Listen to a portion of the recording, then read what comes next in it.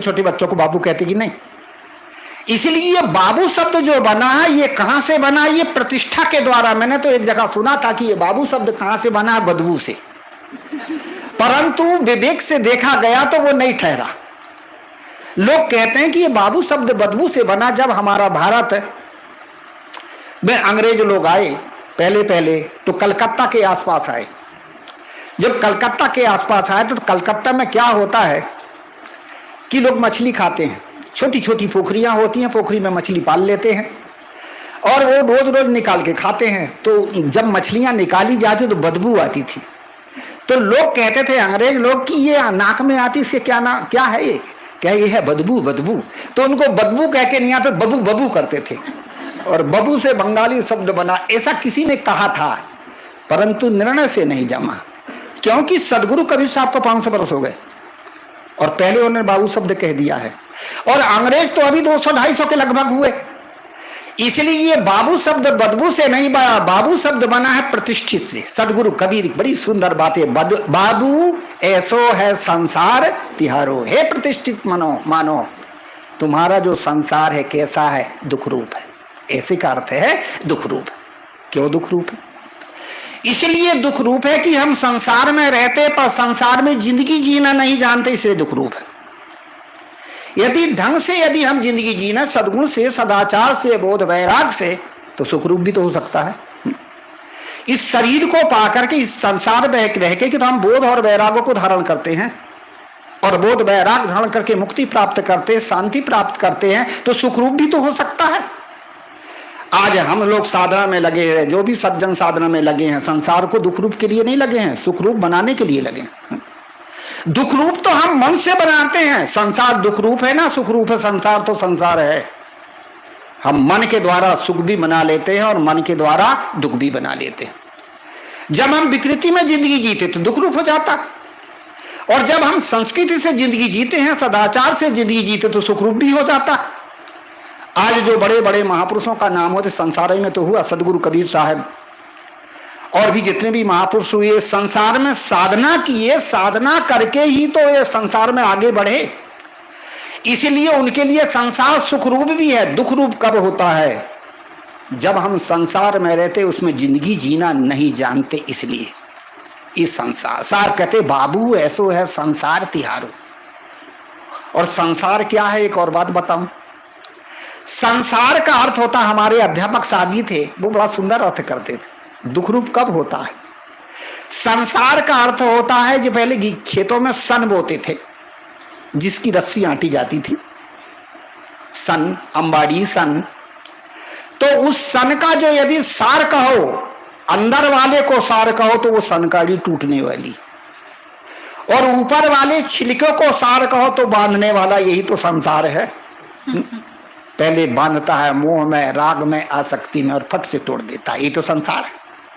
सदगुरु कबीर साहब कहते हैं हे प्रतिष्ठित मानो तुम्हारा संसार कैसे है? ऐसे सनकारी के जैसे है। पहले आदमी ममता में बांधता है, ममता में बांधा जाता है और बाद में फिर ममता में बांध करके फट से तोड़ देते हैं। कौन किसका होता? जहां स्वार्थ होता है वही तो संसार है। ऐसो है संसार तिहारो। आगे बड़ी सुंदर बात बताते कि यहां क्या होता संसार में, तो यह कली व्यवहारो, यहां कली का व्यवहार होता। कली का अर्थ होता है, लक्षण अर्थ है पाप।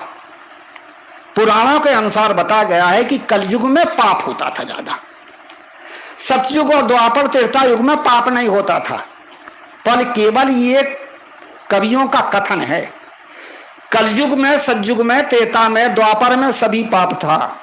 आदमी के पास मन है और आत्मा है, तो मन से पाप होते हैं, आत्मा से ज्ञान पुण्य होते हैं। पहले भी था। पौराणिक कथा उठा करके यदि देखिए तो सतयुग और त्रेता में भी पाप होता था।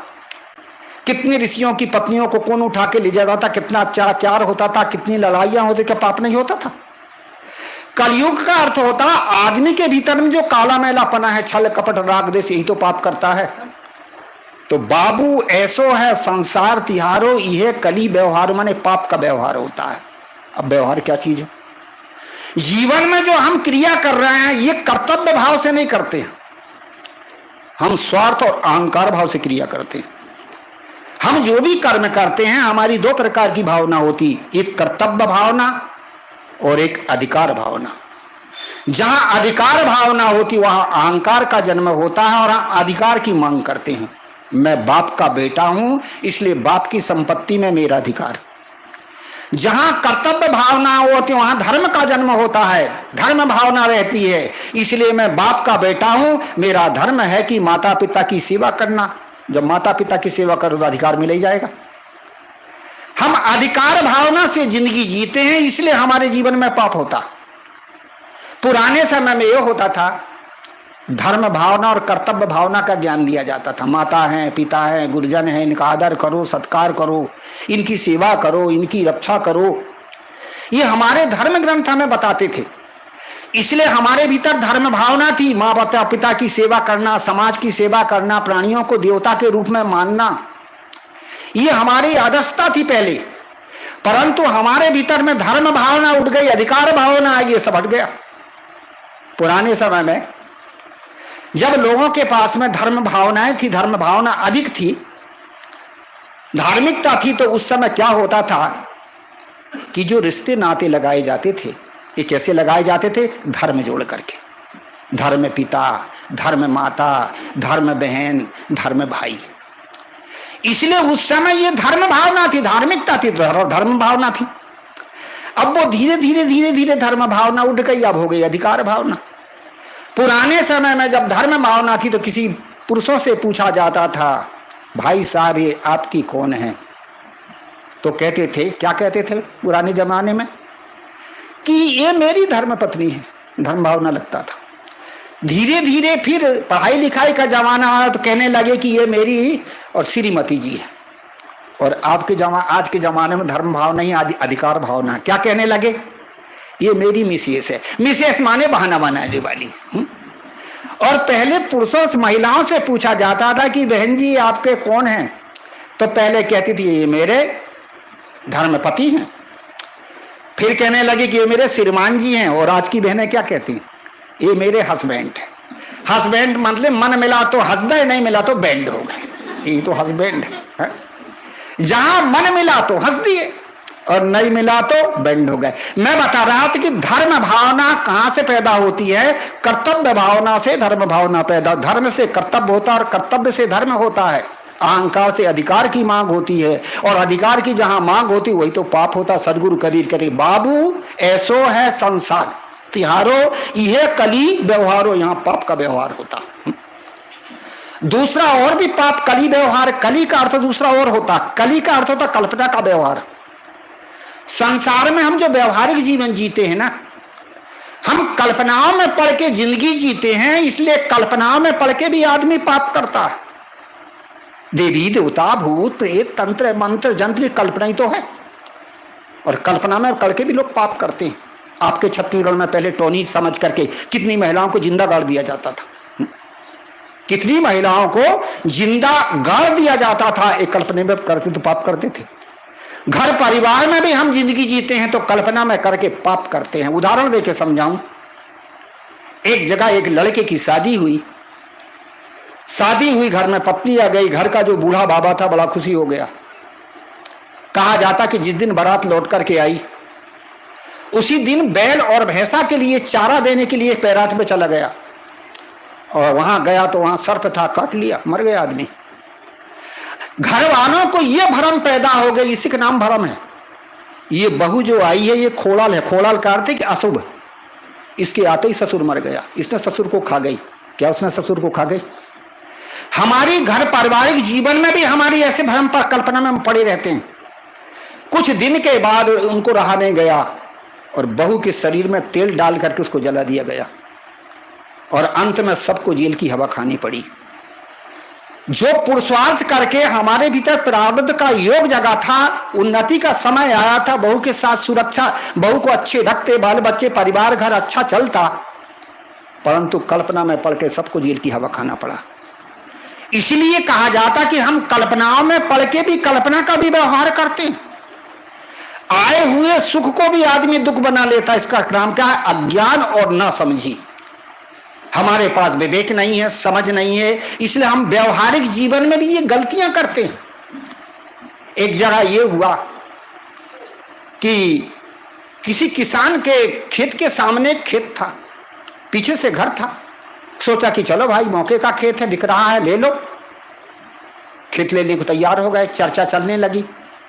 घर की जो महिला थी उसका पेट दुखने लगा। अब पेट ज्यादा खाला ही हो गया, गैस वैस बढ़ गई हो तो दुखने लगा। तो पेट जब दुखने लगा तो उसने कहा कि बड़ा गड़बड़ है, देखो खेत की चर्चा चल रही और मेरा पेट दुख रहा है, मत खरीदो खेत, खरीदो खेत को, नहीं तो ये अशुभ है। कितना भरम। लोगों ने कहा कोई बात नहीं, ठीक हो जाओगी, खेत खरीद लेते हैं। खेत खरीद लिया गया, खेत की फसल आ गई, 1 साल बीत गया। फिर हुआ कि खेत की जब फसल आई उसके बाद में महिला का पेट में फिर दर्द हुआ, और जब दर्द हुआ तो डॉक्टर के पास गया और डॉक्टर से कहा के पास में जाकर के बताया तो डॉक्टर ने कहा कैंसर की बीमारी हो गई। उस महिला ने कहा देखो ये खेती से तो कैंसर हुआ, नहीं तो कैसे होता, क्या पेट में घुस गया वो। कितने कितने भ्रम की मान्यताओं में पड़ करके हम प्रतिष्ठित प्राणी होकर के भी अपने आए हुए सुख को भी दुख बना लेते हैं। और अंत में कहा जाता उस खेत को बेच दिया गया और मरने वाली तो मर ही गई। ये है कली का व्यवहार। साहब कहते हैं मानव, यदि आपके पास विवेक नहीं है, समझदारी नहीं है, इसलिए आप कली का व्यवहार तो कर दो।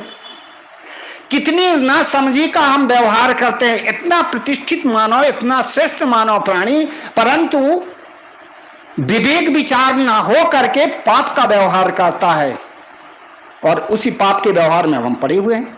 मैं कह रहा था कि मनुष्य श्रेष्ठ प्राणी है। यह कली व्यवहार, हम छल करते हैं, कपट करते हैं, बेईमानी करते हैं। मनुष्य एक ऐसा प्राणी है जिसको सच्चा देवता शास्त्रों में कहा है। देने वाला प्राणी कौन है? मनुष्य है।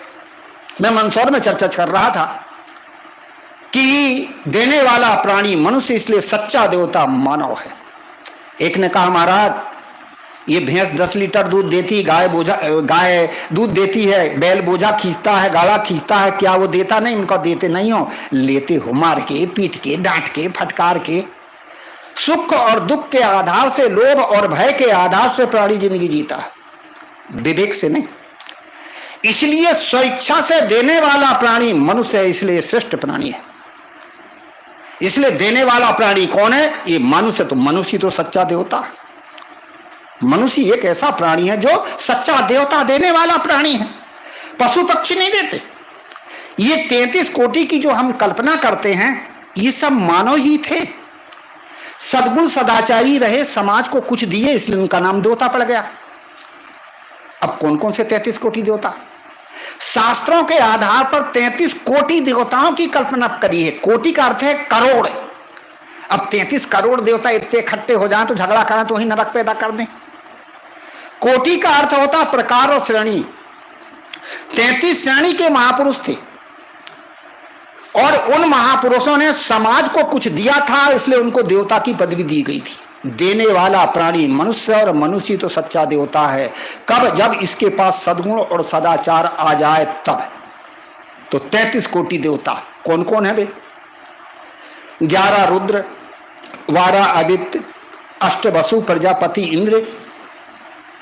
अष्टवसु और प्रजापति और इंद्र, ये 33 हो गए। अब वो 33 कोटि देवता जब रहे होंगे तब रहे होंगे, पर आज तो नहीं है वो। और उन देवताओं की कल्पना में पढ़ करके हम उनकी प्रतिमाओं से कुछ मांगे हैं तो कुछ मिलेगा क्या? ये भी तो कल्पना का व्यवहार है। उनकी प्रतिमा हम बना लें और प्रतिमा बना करके उससे मांगे तो कुछ मिलेगा नहीं। प्रतिमा होती प्रतीक, और प्रतीक से मांगा नहीं जाता, प्रतीक से आदर्श सीखा जाता। प्रतिमा होती प्रतीक, और प्रतीक कुछ देता नहीं है, प्रतीक क्या देगा? उससे आदर्श सीखा जाता है। जैसे कोई अध्यापक पहले रहे, हमें उन्होंने पढ़ाया था, आज वह अध्यापक नहीं है, और उनके फोटो को देख करके, उनके प्रतीक को देख करके, प्रतिमा को देख करके हम शिक्षा ले सकते, आदर्श ले सकते हैं। गुरुजी ऐसे थे, इस प्रकार से आदर्शवान थे, इस प्रकार से लोगों को जो है, टाइम तो हो गया, लोगों को समझाते थे, बताते थे, तो उनसे हम प्रतीक सीख सकते हैं। पर वो कुछ देगी क्या? आज जो गणेश की मूर्तियां बनाते हैं, ये भी प्रतीक ही है। अब उसकी मूर्ति बना करके आप उससे कुछ मांगो तो देगा क्या? वो माटी पत्थर का क्या देगा? उसकी प्रतिमा से हम आदर्श ले सकते। गणेश का अर्थ गण माने समूह, एस माने मुखिया। किसी समाज के मुखिया को, किसी राष्ट्र के मुखिया को, किसी के घर के मुखिया को कैसे होना चाहिए? गणेश के समान। गणेश का सिर बड़ा। किसी समाज के मुखिया को चाहिए कि समझदार हो। गणेश की आंख छोटी छोटी। किसी समाज के मुखिया को चाहिए कि सूक्ष्मदर्शी हो। गणेश का पेट बड़ा। किसी समाज के मुखिया को चाहिए कि सबकी बात को पचे। कोई अच्छा भी कहता, कोई बुरा भी कहता, सबका काम करे। गणेश के पैर छोटे छोटे। किसी समाज के मुखिया को चाहिए कि धैर्यवान हो, तब तो समस्या का हल करेगा। ये गणेश का प्रतीक है। अब हम उससे कुछ मांगे तो मिलेगा नहीं। ऐसे ही 33 कोटि देवताओं की जो हमने परिक्रमा किया है, हम उनसे मांगे तो कुछ मिलेगा नहीं। ये मंदिर मूर्ति ये केवल प्रार्थना और आदर्श सीखने के लिए बनी। मंदिर क्यों बनाए गए हैं? वहां जाकर के हम प्रार्थना करें। मूर्तियां क्यों बनाई गई हैं? ताकि इनसे आदर्श सीखें। पर आज हम उससे मांगते। तो मैं बता रहा था कि 33 कोटि देवता। अब 33 कोटि देवता आज कौन है? ये मनुष्य। 33 कोटि देवता सच्चा देवता ये मनुष्य देने वाला। आप संपर्क किससे बनाते हैं? संबंध। गाय से, बैल से, भैंस से नाता नहीं बनाते। संपर्क और संबंध बनाते हैं मनुष्य से। इसलिए मनुष्य के बना लेते हैं नाते। दादाजी, भैया जी, मामा जी, काका जी, गुरु जी। भैंस को कोई काकी नहीं कहता और गधा को कोई मामा नहीं कहता। ये मनुष्य देने वाला प्राणी, इससे आप संपर्क जोड़ते हैं। इसी प्रकार से यदि देखो तो 33 कोटि देवता ये मनुष्य है। अब कौन से 33 कोटि है? मनुष्य के 33 नाते होते हैं। मूल नाते 33 है और हम उनसे संपर्क जोड़ करके उनसे हम कुछ लेते हैं, संबंध जोड़ते हैं। 33 नाते हैं। अब कौन कौन से हैं? सबसे बड़ी होती माँ। माता कुल के 6 नाते। नाना, नानी, मामा, मौसी। नाना, नानी, मामा और मौसी और मामी और मौसा। कितने हो गए? 6। अब इसके बाद में पितृकुल के 6 नाते। माता, पिता, दादा, दादी, चाचा, फूफू, फूफा और चाची। कितने हो गए? 12। फिर अपने पिता के 6 नाते। माता, पिता, भाई, बहन, बहनोई, भौजाई। कितने हो गए? 18। और फिर उसके बाद में अपने 6 नाते। पति, पत्नी, पुत्र, पुत्री, बहू, दामाद। कितने हो गए? 18 हो गए। 24 हो नहीं 18 हुए। 24 हो गए। फिर अपने लड़के के 6 नाते। बहू, बेटा, नाती, नतनी, नथिया, दामाद, नथिया, बहू। कितने हो गए? 30। फिर 3 नाते। गुरु, शिष्य और मित्र। यही तो 33 नाते हैं। यही तो 33 कोटि देवता। इसलिए मनुष्य सबसे बड़ा देवता। यही 33 कोटि देवता है। 3 नाते होते धर्म के। 3 नाते होते हैं धर्म के। गुरु, शिष्य और मित्र। ये कोई रिश्तेदारी नहीं होती कि अपने शरीर संबंधी नहीं होते। और 30 नाते होते हैं जो है क्या कहते हैं कि शरीर संबंधी। यही तो मानव 33 कोटि देवता है। यही प्रतिष्ठित प्राणी मनुष्य है। इसलिए मानव का सत्कार करो, प्राणियों का सत्कार करो, मानव की सुरक्षा करो, प्राणियों का संपर्क बनाओ, उनसे अच्छे आदर्श करो। आज आप जो जितने त्योहार बनाते हैं ये त्योहार मनुष्य के ही हैं। पर मनुष्य के त्योहार में आप पथरा लोग पूछते हैं। सबसे पहला त्योहार आता है गुरु पूर्णिमा। ये गुरु का त्योहार है, मनुष्य गुरु है। दूसरा आता है रक्षाबंधन। ये भाई बहन का त्योहार है, मनुष्य भाई बहन है। फिर आता हड़ताल का व्यक्ति त्योहार। ये जो है पति का त्योहार है, पति भी मनुष्य है। कमर छठ ये पुत्र का त्योहार है, पुत्र भी मनुष्य है। और फिर इसके बाद में आते हैं और भी त्योहार आते हैं। दिवाली आती है, ये जो है वैश्यों का त्योहार है, वैश्य भी तो मनुष्य ही है। होली आती है, शूद्र का त्योहार है, होली भी तो मनुष्य भी तो शूद्र भी तो मनुष्य है। और उसके बाद दिवाली आती है, वैश्यों का त्योहार, वो भी तो मनुष्य। तो मनुष्य के ही तो त्योहार होते हैं और हम देवी देवता मान के पथराओं की पूजा करते हैं। इसलिए कहा मानव प्रतिष्ठित प्राणी होते भी कली का व्यवहार कल्पना में पढ़ करके, वासनाओं में पढ़ करके, विकारों में पढ़ करके आज बंधा हुआ है। इसलिए संत गुरुजनों की शिक्षा आदर्श की हमें जरूरत है। ये 3 दिन का सत्संग साहब वहाँ भानपुरी में प्रसाद मिल गई थी, तो वो बोली कि साहब जी 3 दिन का हमें भी समय दीजिए। और बड़े तरीका से समय मांगा था। 3 दिन, 3 ताप के दुख छूटने के लिए। देहिक, दैविक, भौतिक ये 3 ताप हैं। कायिक, वाचिक, मानसिक ये कर्म है। आदि, व्याधि, उपाधि ये 3 प्रकार के भी दुख हैं। इन सारे दुख से छूटने के लिए ये सत्संग है, इसकी जरूरत है। ये 3 दिन का सत्संग हुआ, बहुत अच्छा हुआ। और साहब जी को साधुवाद देते हुए और भी यहाँ जो साध्वी बहन हैं सर्वे भाव से यहाँ पर सेवा की, सब अपने साधना में रहे, यही मेरी शुभकामना है।